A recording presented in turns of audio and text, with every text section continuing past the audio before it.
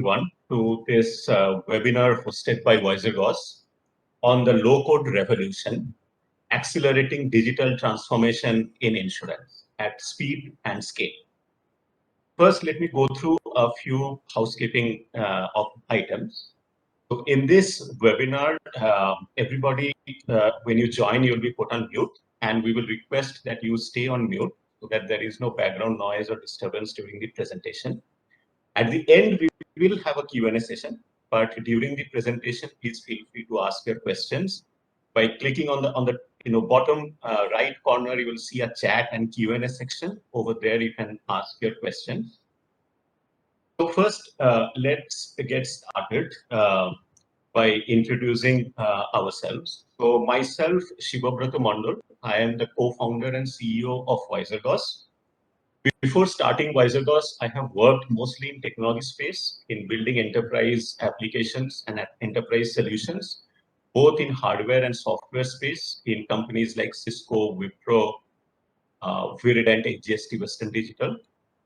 Today, I also have with me Avinanda Ghosh, who is a veteran of the insurance industry and has worked for many years in general insurance. And I will request Avinanda to briefly introduce himself. Hi everyone, good afternoon to all. I am Avinanda Ghosh and I have been in the insurance industry for long 30 years or so. I've held many portfolios during my time, but primarily technology and finance. Culminating in a public sector insurance company management as its CIO, CISO and CFO. At present, I am a low-code evangelist, and I'm also the advisor to Wizergos. And today I'm pleased to introduce the concept of low-code along with my colleague Shiba. Okay, so thank you, Avinanda. Next slide, please, Srikan.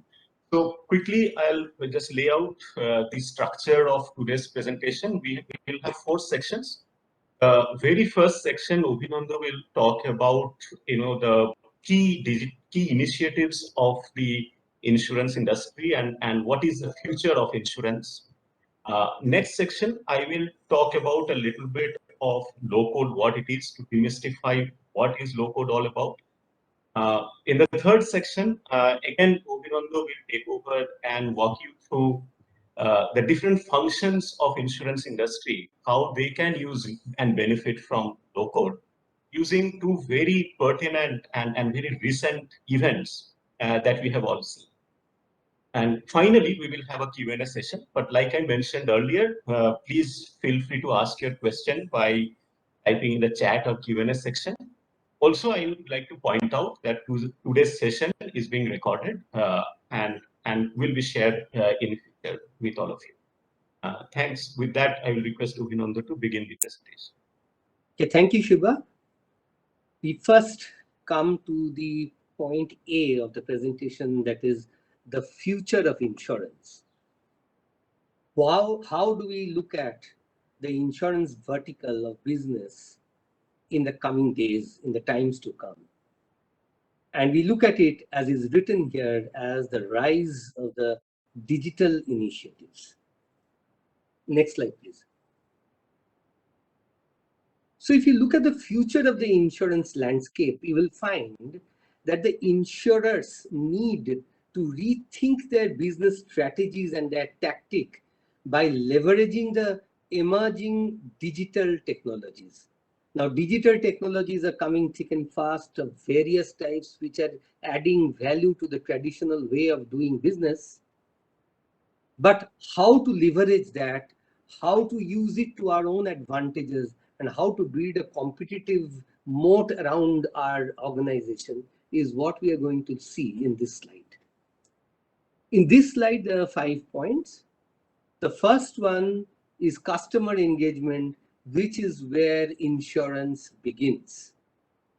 You have to, insurance is hardly anymore a broad-based standard box which has to be taken or left.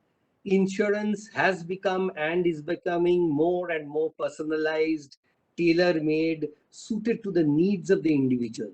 And therefore, the first thing which needs to be done is to know the mind, know the need, and know the requirement of the individual customer or individual group of customers. So a conversational engagement with a high technology enablement is the need of the future. Now, once you know the needs and requirements, which can be very quirky, it may be a lot tweaked from the basic common denominator, you need to build a product to suit the particular segment of customer. And therefore, you have to innovate your business model. Business model innovation would lead to tailor-made products, not a broad-based product, as I said, where people have to take it or leave it and one size fits all. It's not like that anymore. The future looks at a very, very personalized, tailor-made kind of business solution for each and every segment of insured customer. And once that is done, there would be frequent changes and requirements to the business solution, to the various alliances that the insurance company builds up around it with specialized skill sets, and with the various cost structures which come with each kind of solution. So all these have to be optimized almost on the fly to take advantage of the changing situations and bring in more winning options for the intended customers. So business model innovation is a very, very big step as we see it in the future of insurance. Now, once a new solution is built, new solution is developed, tailor-made, and given to the customer, you also need to operationalize it.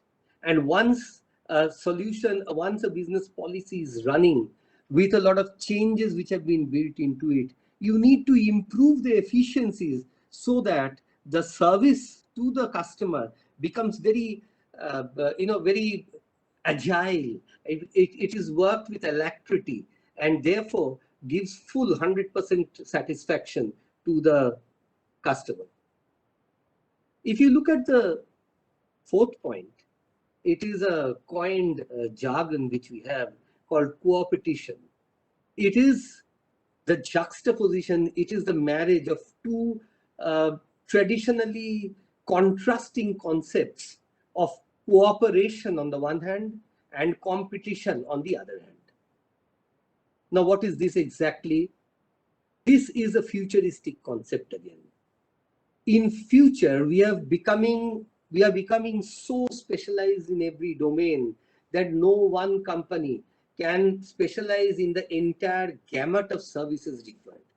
Now, if you look at insurance organizations or insurance vertical, then you will find that there has to be obviously the basic skill set of insurance, all the products, all the risks, the risk calculations, actual valuations, etc., in which the insurance companies, the business people will have to be experts.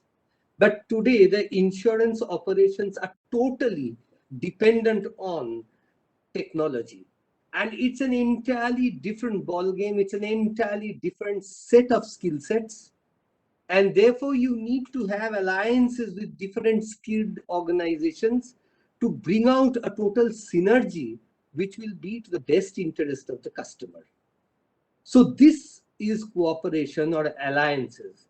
And this cooperation, this alliance will lead to competitive edge, competitive moat, which you can build around you so as to stay ahead in the race. And finally, of course, this is from the authority side. The more the specialization, the more the tweaks in a broad-based product, the more the terms and conditions and the various options available, the more and more will the regulator need to check, control it, and to insist on compliances of various kinds. So regulatory and compliance demands will increase, and we have to respond almost on the dot, almost on the trot, and we have to respond with alacrity, for which again we must have technologies which will be deployed with appropriateness.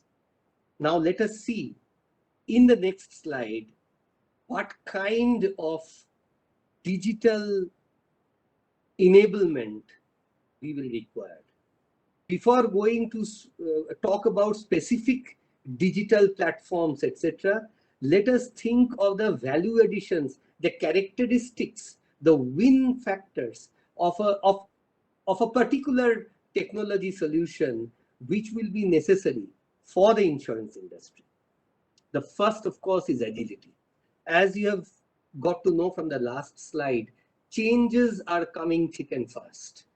Every product, every solution is getting tweaked, is getting improved, is getting changed with newer condition, newer environment, newer terms, for which we have to have a very, very quick time to market for a new product, a very short time to turn around and give the new product to the market. And we need agility for that. If you look to the right of the screen, you will look at the next and another very big important point for insurance is flexibility. Insurance policies, like yesterday's products, cannot be hardwired, cannot be one size fits all, and whatever is given, take it or leave it. No. The age of competition has come, the age of specialization has come, the age of personalization has come, and we have to configure and change products on the go with great alacrity. So flexibility is one of the cornerstones of improved insurance service in future. Now, if you look to your left, you see trust. Yes, you know that insurance industry works on the principle of Uberimi Fidei, which means utmost good faith. Utmost good faith is not just for insurance, it is for every walk of life. And the systems which need to be built with great agility and with great flexibility also need to be very robust. They must respond the same way for 1,000 different users from 1,000 different environments across 1,000 different devices over time and scale. What works for one must work for 1,000,000. So systems need to be devised in that kind of manner, robust and consistent functions. The systems not only should be robust and consistent, but they also must be intelligent. Now we all are intelligent and all systems are intelligent, but here we talk of a specialized kind of intelligence, that is the artificial intelligence and AI technologies. In future, the insurance products and solutions will be heavily based on data, inputs, feedback, etc.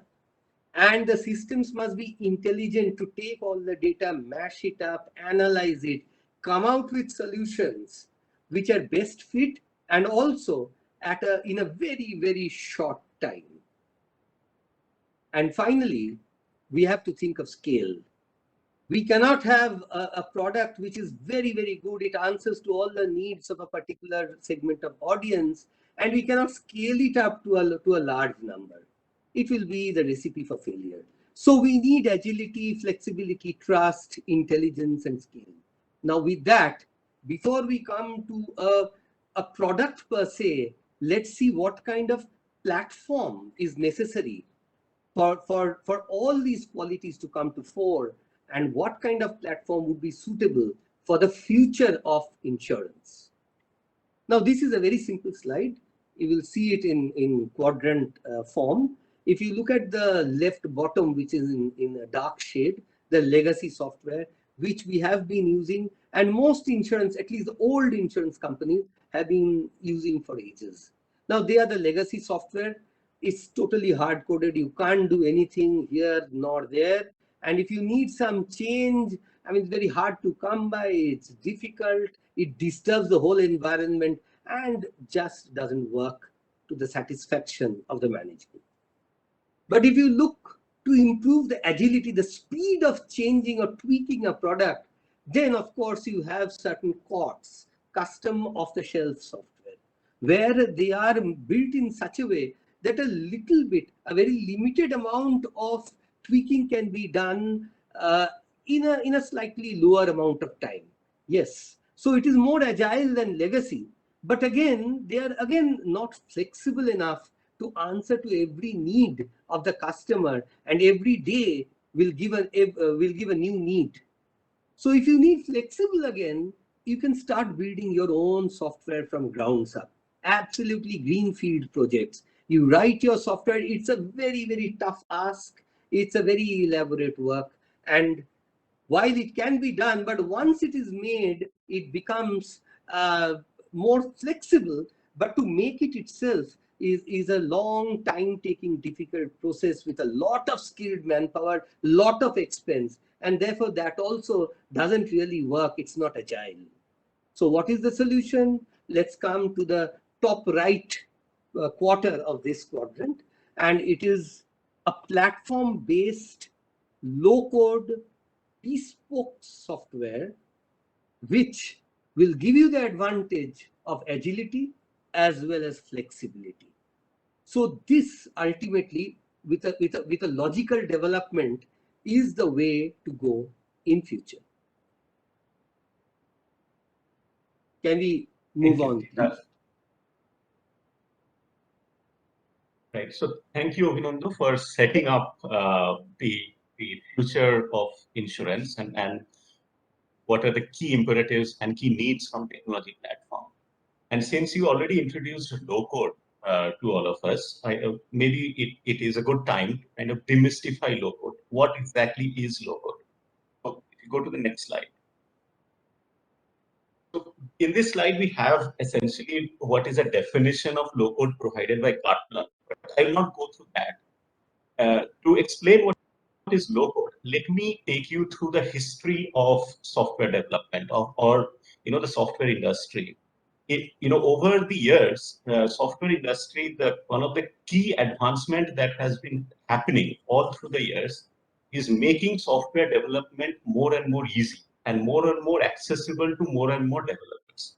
So it started with like machine language assembly coding, then came higher level languages like Fortran or system languages like C and C++, and then like Java, Python, and many different frameworks.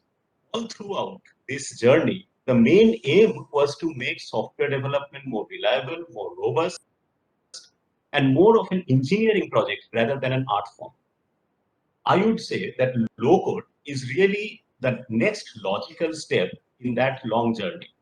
So what low code is bringing is essentially it is a platform which has a lot of capabilities that are already built and tested. And as a developer of an application, you would have to assemble all these capabilities, put them together to build the application that you need, that fits your need. So in that sense, it is bringing more engineering to software development rather than the art of writing code. And since it is also providing, typically low-code platforms would also provide you a visual, model-driven development approach, it becomes more accessible to junior engineers. Even junior, you could use lower skilled junior engineers to build really complex enterprise grade solutions, because a lot of this software is already pre-built, pre-tested, baked in, such that you can be assured that a lot of these things will work even though you are building them quickly. That is in a nutshell what is low. But before moving on, let me also contrast low code with its cousin no code, that is NO code. So no code is essentially one extreme where the no code platforms will not allow you to write any code. It is purely a visual drag and drop based solution using which you will build a software. Now, as an enterprise leader, that may give you some, sleepless nights, because you are thinking, okay, this platform I'm bringing into my enterprise as a strategic platform on which I will build multiple applications and multiple solutions going forward. What if there is some capability that I need and that capability is not present in this platform? Then what do I do? That is the answer, or that is a question that is being answered by low-code platforms. That not only you will be able to build most of your applications or even within one application, maybe 90-95% of the functionality can be built using this drag and drop and model driven visual kind of development. But if you are stuck with some part of that application for which you are seeing that the platform does not provide the capability, then low code platform will also in addition provide you a code interface in order to overcome that solution. Now you can sleep well in night knowing that the low code platform is not only allowing you to accelerate your digital transformation projects, but it will be able to support all your future needs because it does provide a code interface whenever you are stuck. And of course, not to mention that the low code platform and the no code platform will also keep on increasing its capabilities over the years. So with that, we will go to the next slide and contrast low code development with traditional development. And this slide is really to, we are assuming that most of you are aware of the traditional development, application development method, because that is what you have been doing now. And how does some of these contrast with low code development?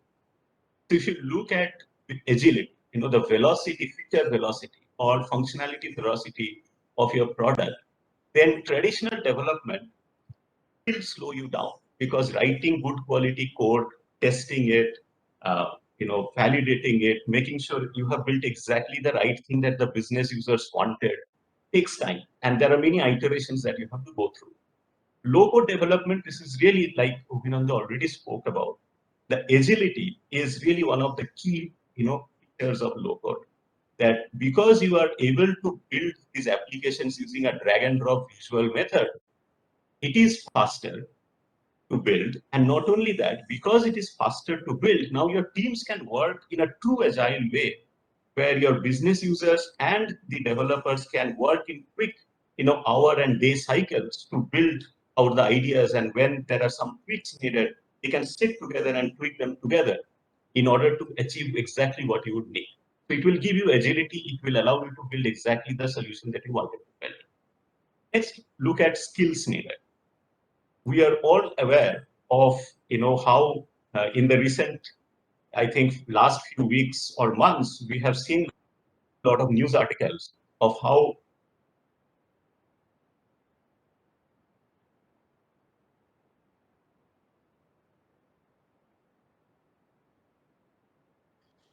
in order to attract talent. So clearly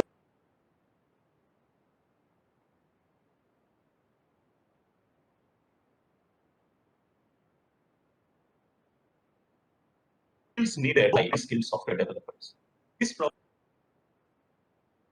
also the low code platforms, because with low code what you will now see is that mid-level engineers or junior engineers could also quickly learn the platform and develop really complex solutions and enterprise grade solutions for your enterprise. So there is a huge mismatch between the demand and supply of high skilled software developers, and that problem can be now solved using low code. Next, if you look at software, by definition, is supposed to be tweakable quickly. That's why it is called software and not hardware. However, the way traditionally software has been built, even software, the way changes are made to software and the way software gets delivered to you is almost similar to hardware. That it is very expensive, and then there is a delivery model which is slow. That problem can also be addressed by low-code platform, because since it is giving you a visual development and model-driven development paradigm, you will see much shorter tags. Next, let's think about integration and microservices. So in today's world, you will probably not be building any software solution for your digital transformation projects which are standalone. All solutions have to be integrated with existing other system of record solutions, maybe other microservices that other teams have run. So this integration is a very common theme for all projects, and you are potentially reinventing the wheel every time. The teams have to learn it, and you have to build it again and again. Most low-code platform, development platforms provide you a very easy drag and drop method to integrate with any REST SOAP or database views. And that makes it much easier for you to build these applications, which now have to talk with multiple different solutions, which are your core system of record solutions or many other microservices that you have built. Lastly, let's quickly also touch upon quality and security. So there is an age-old, thought that runs in the software industry that the more code you write, the more bugs you have, and that is true. Anybody who has developed software for many years would know that to be true.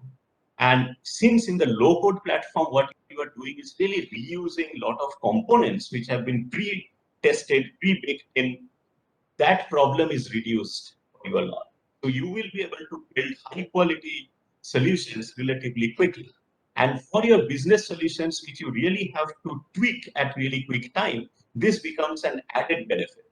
Because when you are quickly tweaking, then one of the big challenges is, okay, I have changed this part, but it did break my other existing parts of the software. Here, those type of problems will be reduced dramatically. So in what we wanted to talk about in a nutshell here is contrast the traditional software development and bring out the key benefits of low-code development.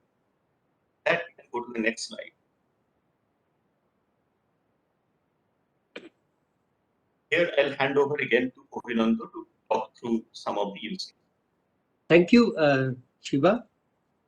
So let's come back from the basic concept of low code, basic technical concept of low code, to its application in the insurance industry, and how the insurance industry in future can and will be impacted very greatly with the low code platform. Can I please have the next slide? Srijan? Yeah. So this is where we walk into the insurance vertical armed with low code. I thought, see, these are the 5 basic stops in the operation of an insurance business. There is innovation and new product development, there is customer engagement and the experience from that, there is a marketing and sales aspect, and then of course once you have sold a policy finally, then you have to underwrite it, you have to service the customer, and finally and ultimately you have to go for claims. And I thought, how best could I give you an idea of how low code is impacting or is able to impact and value add to each and every aspect of any insurance work, any insurance activity.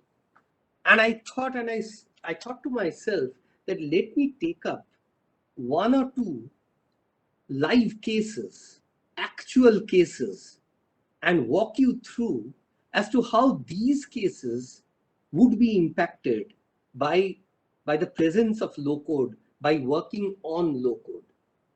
And after due thought, I selected 2 different cases. One, of course, is the topic which is on the minds of everyone perhaps in the world, and that is the COVID-19 pandemic.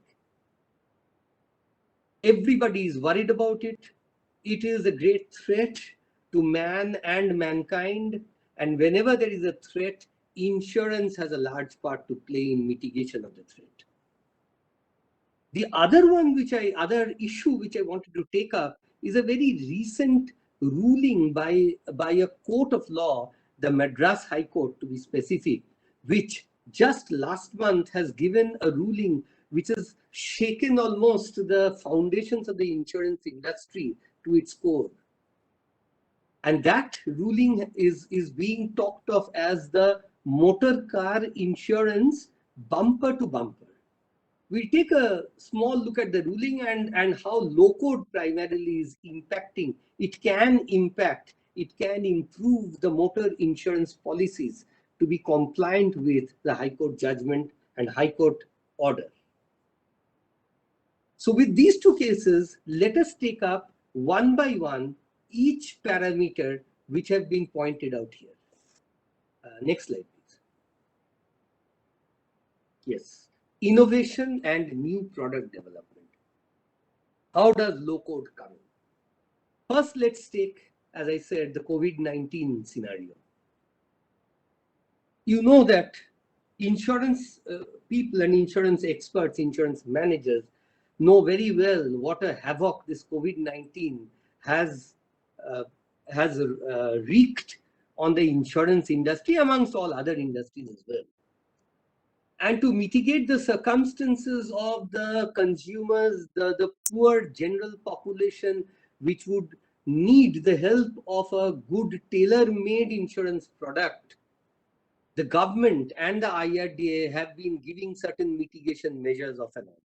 One of the mitigation measures is a redefinition of domestic hospitalization, a tweaking of the definition to make it easier, to make it a little more comfortable for the people who are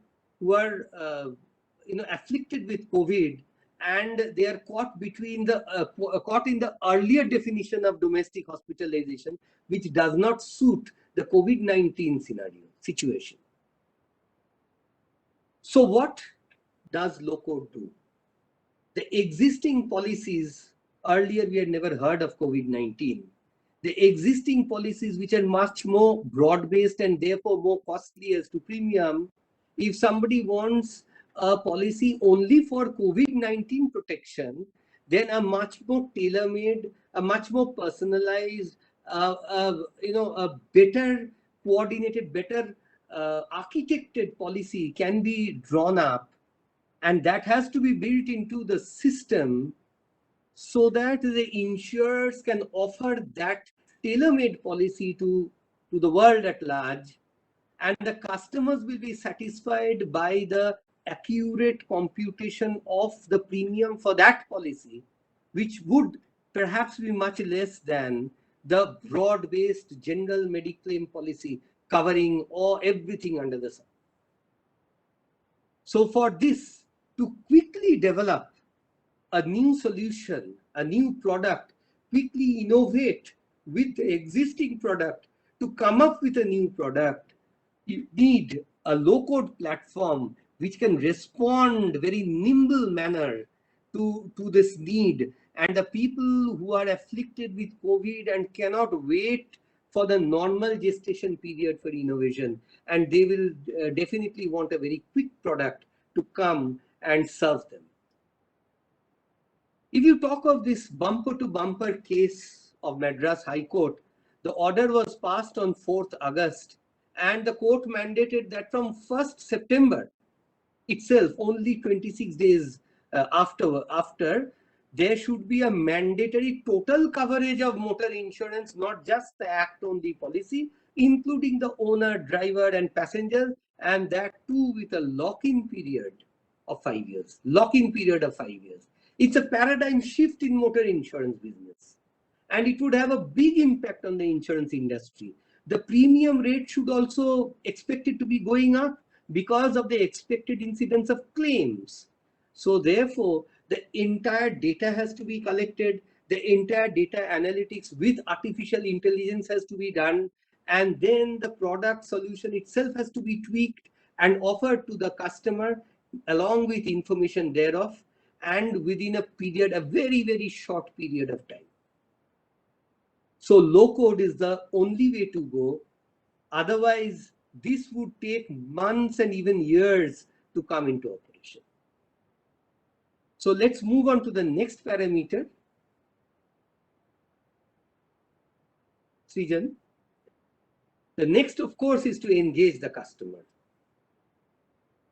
Now, when you engage the customer and draw experience from that, in the case of COVID-19, you will find that you will have enough inputs to dovetail the broad policy, broad Mediclaim policy, in micro details such as his health parameters, such as his comorbidities with reference to COVID, his other medical history, his risk index, his category, even his age category, and that too not through a written or typed interactive engagement, but through a conversational engagement system.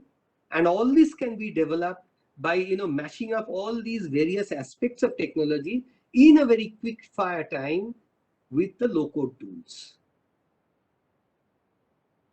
Not only that, as we engage with the customers and we convince him of the various aspects of the COVID-19 new solution, we will have the low code facility to take in a lot of data from various sources, again mash it up, analyze it, and then come up with certain inputs which will help the particular customer to understand his needs, his requirements, and he'll be satisfied, he'll be convinced as to the need of the policy and the accuracy of the premium valuation. And coming to motor insurance, as you know, when the High Court has given the order, sorry, the High Court has done it with the customer in his mind.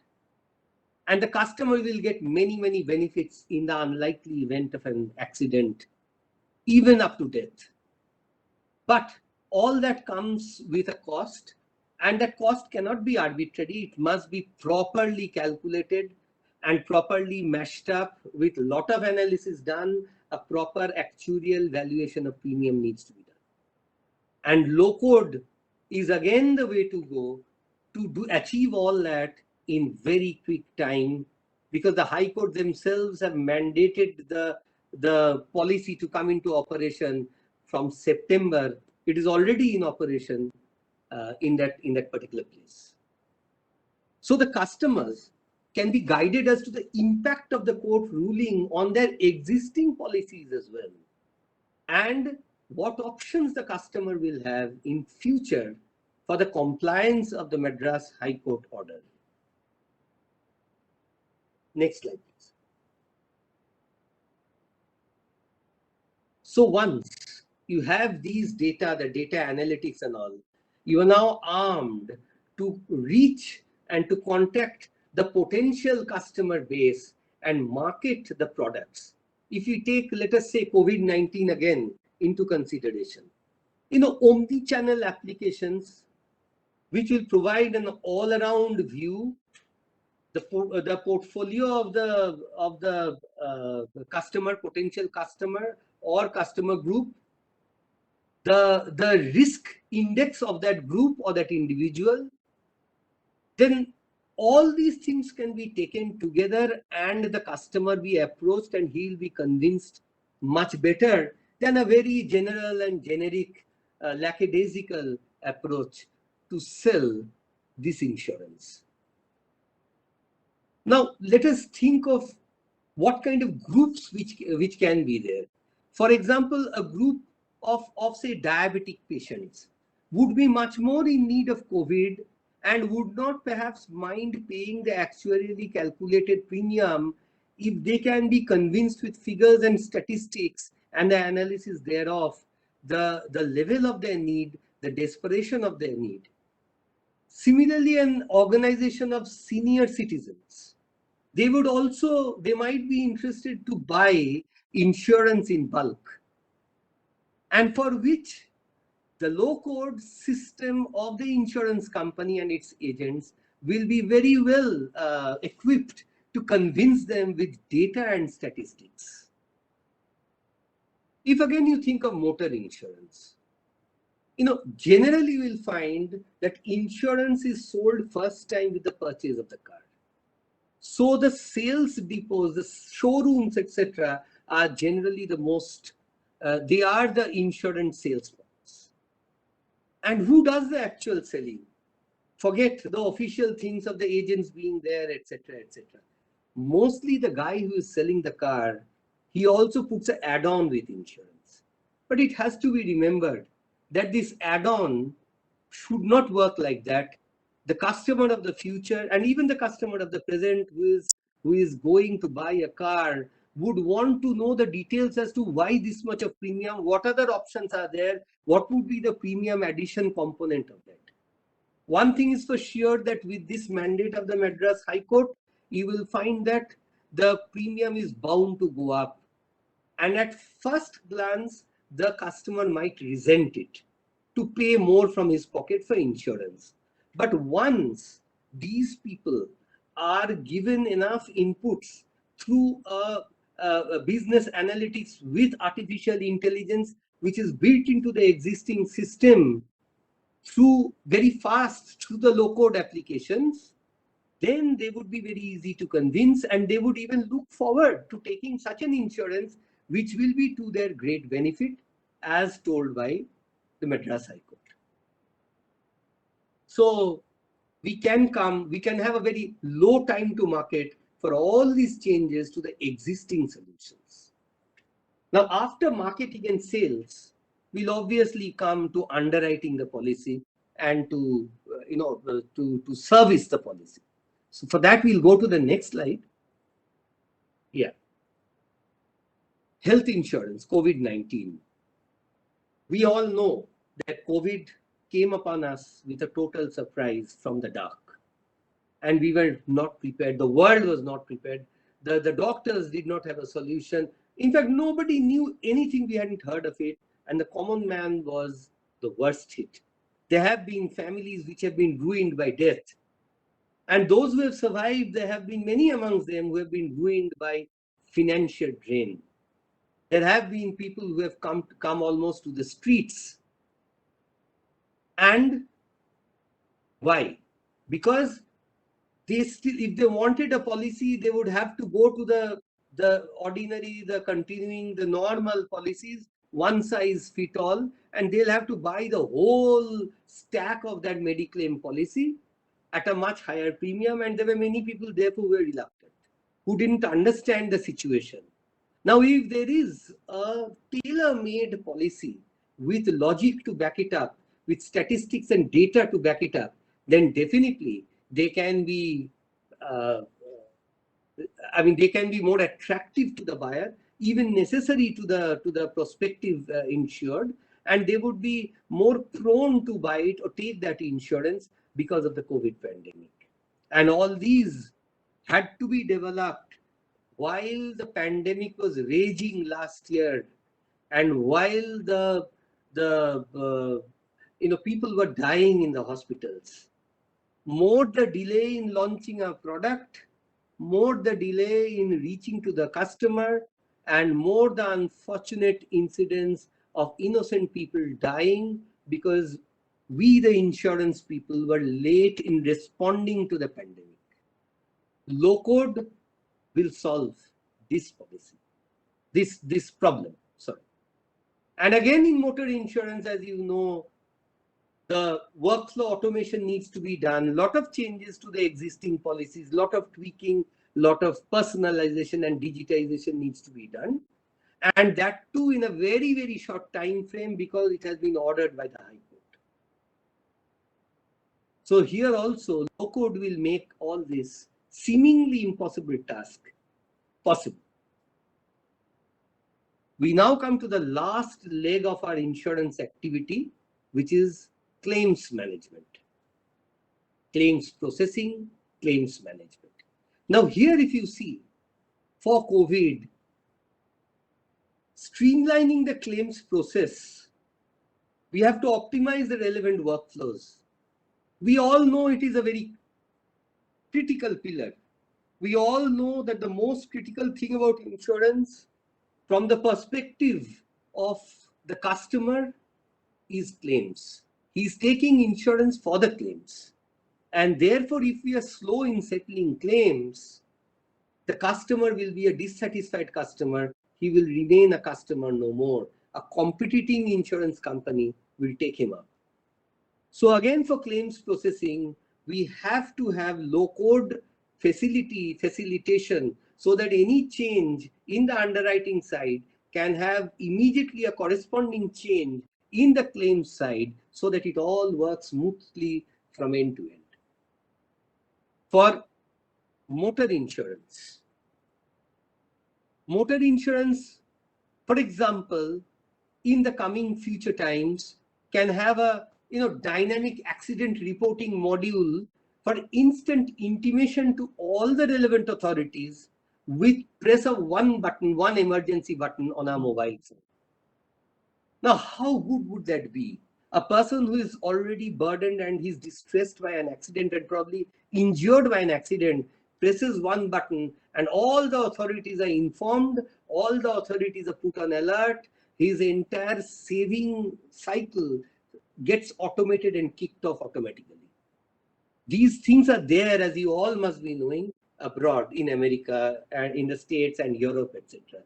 In India, we can very easily do it, and to do it easily, we'll take a low code concept to go move forward. So, with this, I hope and I believe I have been able to convince you broadly by taking two very relevant and current cases of COVID and of motor insurance, like how low code is not only beneficial but almost essential to the future of the insurance industry. With that, I think we come to the end of the presentation aspect. Wizergos is always there to help you, aid you, engage with you for a more focused, targeted discussion with a particular organization. And in the meantime, please feel free to ask any question.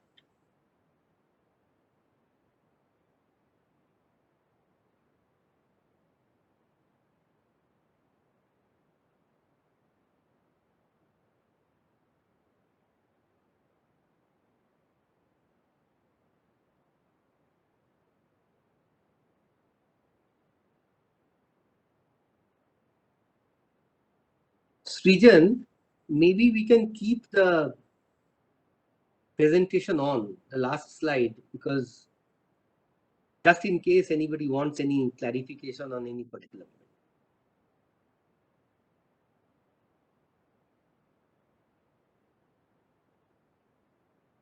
Okay, yeah. So, sorry, I had muted myself, but it was locked, so I couldn't unmute. So there are some questions. Maybe we will just take one by one some of those as we can in the remaining 12 minutes that we have.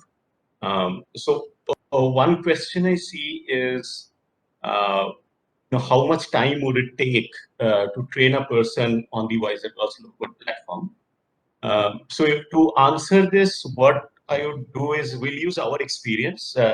So we have internally a professional services team, which is the team that we call it in implementation team internally, whose services are used by some of our clients to build the application using the Wizergos platform. When we recruit or when we onboard a new engineer into that professional services team, we actually go through a training program for them. And we use roughly 2 weeks. Actually, we have seen that different people, of course, speak up at different rate, but that has some training modules, training sessions. Then there is also like a hands-on training session where the new engineers that we onboarded would actually build an application, and that whole process runs for 2 weeks.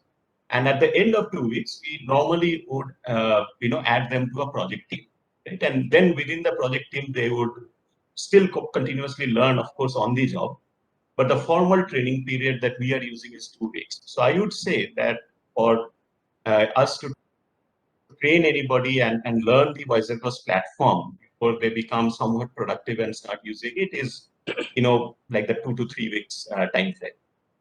That was one question. There are two other questions which are kind of related to each other and potentially even related to this one. So we can take those also now and then go to the other one. So, one of the question is that if we plan to use low code, then how do we start? Where do we start? And related to that is how do we build the business case for low code within our organization? And so these two I will club together to answer. And again, I'll answer from what we have seen with our clients. So we have seen two very extreme kind of approaches. Right? So one of the approach is taking a very strategic view of it. So there is a strategic view that, okay, in 1 or 2 years, we will have a low-code competency center, and we will become a major user of low-code, and then they are working backwards, and they have planned that whole thing out, and now they would like invite multiple low-code vendors to come and work with them, and they will have this plan that in 1 or 2 years, many of their applications or most of the new applications will move into low-code plan, and potentially also convert some of these existing traditional applications into the low-code plan. So that is one very strategic view. The other thing also that we have observed is potentially you have a project which is you thought that you will build it in-house and you planned accordingly, but then in the middle of the project you see that things are not moving. There are a lot of failures. That what you estimated is not happening. So either the project will be delayed way beyond where management will accept it, or the project will be cancelled and hence it will not move forward. Even there, we have seen where then the team would start, thinking how to kind of bring back the project into life, and maybe low code would help. And that is also a kind of use case or a method where you took a very tactical view of it, that I have one project that is stuck and that is getting delayed and I can't make progress, and low code help. And then you bring in the low code, jumped into it, and that one project got help. And then you start looking at it, okay, now that the fact that it worked here, where else can it work? Right? So you started with a tactical view of one project versus you start with a very strategic approach. Both could work, and we have seen in the clients that we have worked in, some are using one of the methods, some are using maybe the other method. And that may be based on your situation, maybe the culture of the organization, the processes of the organization. So you have to judge for your own organization what would work. Of course, the other part is that how do you, bring your organization to use low code? So how do you convince them that this is a good solution to use? So for that, clearly some of the points that we have made in this presentation itself of how low code contrasts with, let's say, two of the other possible choices that you have, which is like the COTS platform or the custom bespoke software using traditional method, and then make the choice, right? So if for example, if custom COTS product actually works for you, then that is then and it fits your all needs, and you don't have to make any compromise to change your needs, then maybe you can go with that. If you plan to use bespoke software because some of the processes are your own and very custom and does not work with the COD solutions that you have evaluated, then low code is definitely something that you should look at. And of course, it is not an easy choice because there are many different low code platforms, and each of them probably are catered towards a different use case. Right? So you have to also now understand what is your use case, the specific project's use case, what is going forward your most of the projects where you want to use low code, what are the type of those technical solutions you need, and you must match the capabilities of the low code platform, the capabilities that you will need. So that would be the way to make the decision. I understand that this is more challenging than other software choice because most of the time you're making a software choice for a particular project, but here you are also trying to make a choice for many future projects. So there is a little bit more due diligence and little bit more process driven, maybe structured evaluation that one has to do. And we do have some presentations on that. If anybody is interested in those things, we can have a more detailed session on that, on how one should evaluate and go through a low code process evaluation. So, Shiba, if I may just add one point to yes, sure. Your submission, to all of you, what Shiba has said, you have heard. But he also said one thing, that yes, there are different low code, may I say, vendors or players there, each with different focal areas. So if you really want, and I think that is necessary, some of the clients have said that it's necessary. If you want, we can also be engaged as your low-code consultants. We can give you real-time advice on what work can be done by whom, and like, the various aspects of low-code. So that is also one thing which we will do if you wish to consult us for any low-code projects. Thank you. Thank you, Avinanda. So there is one more question that maybe we can take in the time left. It is, how do you think, in your experience, what are the key challenges that the insurance companies faced during COVID? And since we talked about COVID, I think in our presentation also, maybe some anecdotes or something that you can talk about of the Well, yes, problems. yes, certainly.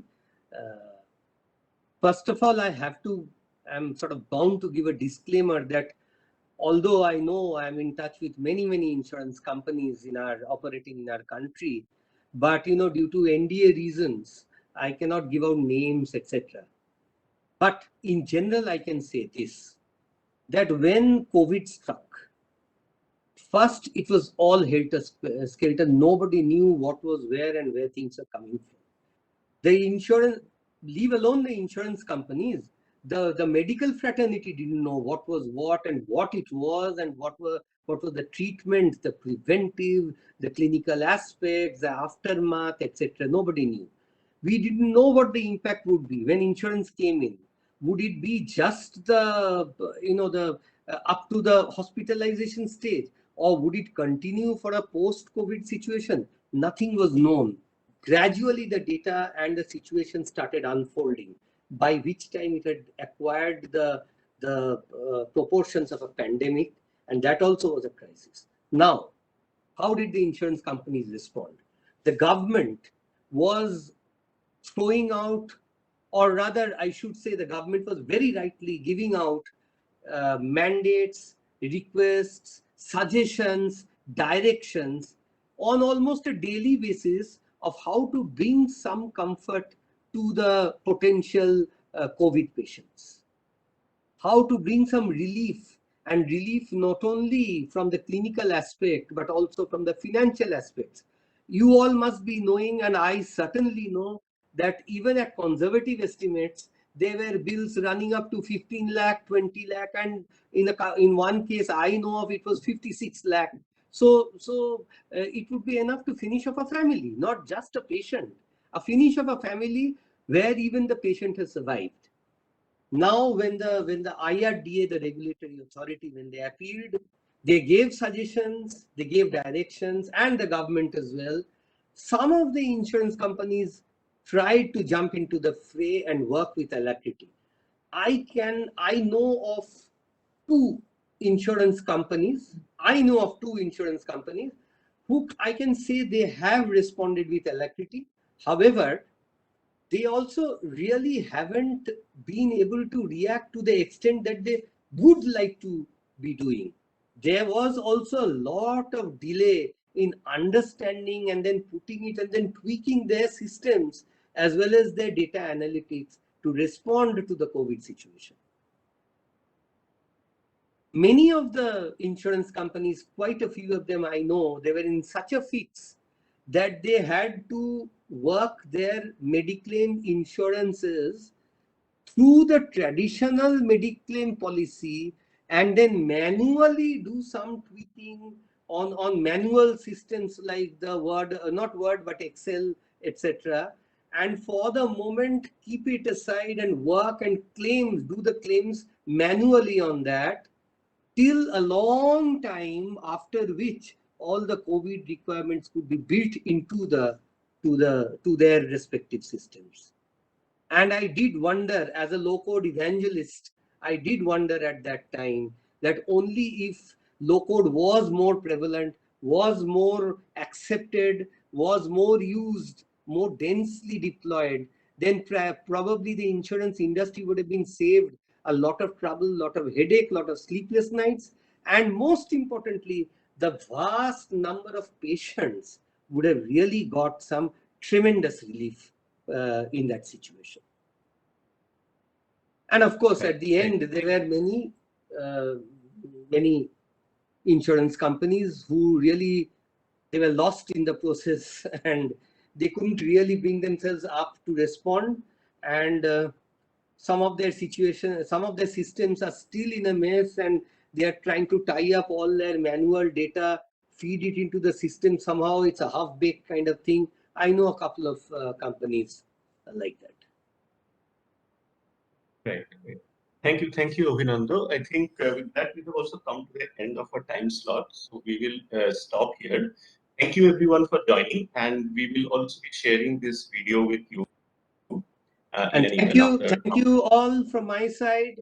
And if anybody wishes to have a better understanding, please feel free to contact us so that we can go and meet you one to one and then explain everything, and let's see where we can move together. Thank you.